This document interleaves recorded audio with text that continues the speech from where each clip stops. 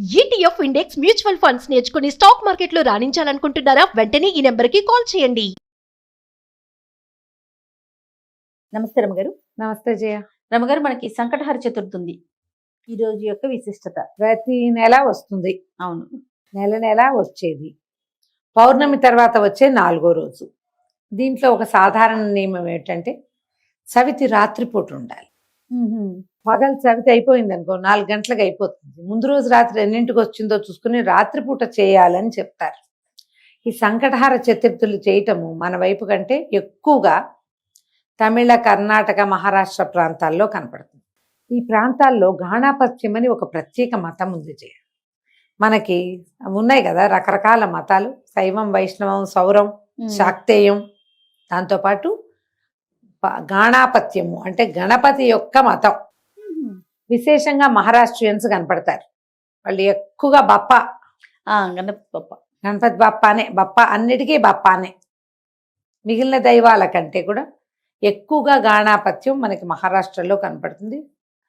కర్ణాటకలో, తమిళనాడులో కూడా కనిపిస్తుంది. మనం వాళ్ళ వెనకాల వాళ్ళం, మనకు కొంత తక్కువే.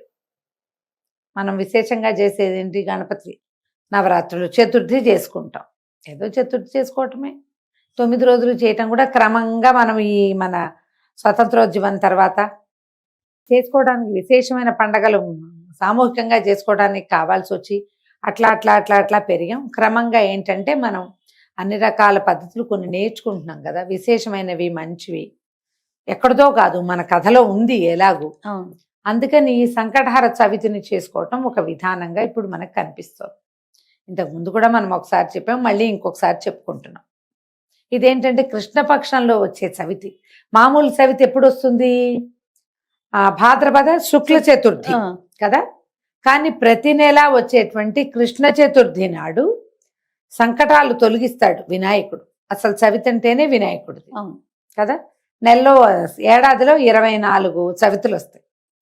అందులో ప్రధానమైన చవితి ఒక్క శుక్ల చవితి. శుక్ల చవితులు వదిలిపెట్టే కృష్ణ చవితులు 12. మనము కుమా పిల్లలకి చదువు రాకపోయినా, బుద్ధిమాంద్యం ఉన్నా, మాటలు రాకపోయినా, చెప్పుడు మాటలు విని చెడిపోతున్నా, మన మాట అస్సలు వినకపోయినా, ఎందులోకి వెళ్ళాలి, ఏం పని చేయాలి అన్న అవగాహన తెలివిడి లేకపోయినా గణపతి ఆరాధన చేయవచ్చు. మామూలుగానే మనం ఏదైనా పని మొదలు పెడితే ముందు గణపతినే ప్రార్థిస్తాం. మొదటి ప్రార్థన ఆయనదే కదా.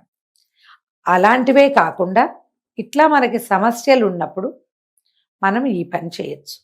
సాధారణంగా పిల్లలు మంకుగా ఉన్నారు, మాట వింటలేదు, బాగా చదవట్లా, కాన్సన్ట్రేషన్ లేదు, ఫోకస్ లేదు అనగానే పెద్దవారందరూ ఏం చెప్తారు? దేవాలయానికి తీసుకుపోయి గణపతికి 11 ప్రదక్షిణాలు చేయించండి, 11 గుంజీలు తీయించండి, గణపతికి కుడుములు పోయండి, ఉండ్రాళ్ళు పోయమంటారు. ఇది చెప్పుకుంటాం మనం. ఇది ఎక్కడి నుంచైనా రాని ఈ పద్ధతి. గణపతిని ప్రార్థిస్తే జ్ఞానం పెరుగుతుంది, సూక్ష్మమైన బుద్ధి అలవడుతుంది, ఫోకస్ వస్తుంది. వీటితో పాటు కుటుంబ కష్టాలు ఎలాగో ఉన్నాయి, పిల్లల పైకి రాకపోవటం, వాళ్ళు ఎక్కడికి వెళ్ళినా వాళ్ళకి ఏదో ఒక అడ్డంకి వస్తూ ఉండటం.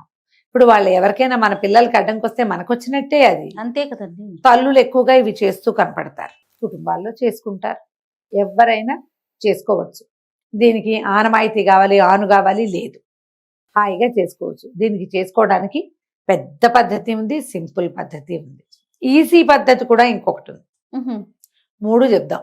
పెద్ద పద్ధతి ఏంటంటే పగలు ఉపవాసం ఉండి సాయంకాలం చంద్రోదయం కాగానే చక్కగా గణపతిని, మట్టి వినాయకుడిని బాగా పూజించుకుని విశేషమైన సేవ. మనకి వినాయక చవితి నాడు ఎట్లా షోడశోపచారాలు చేసుకుంటాము? అవునండి. షోడశోపచారాలు చేసి గణేశోత్పత్తి కథ చెప్పుకుని వినాయక చవితి నాడు ఎట్లా నివేదనలు పెడతామో అట్లాగే చక్క కుడుములు, ఉండ్రాళ్ళు, బెల్లము, పటిక బెల్లము, పానకము, వడపప్పు అన్నీ చేసి నివేదన చేసి ఆ చంద్రోదయం పూర్తిగా అయ్యాక భోజనం చేయటం. ఇప్పుడు ఇన్ని రకాలు చేయాలంటే ఈ ఉద్యోగస్తులు, చిన్నపిల్లల వాళ్ళు, కొంతమంది చేయి పట్టని వాళ్ళు కష్టపడతారు.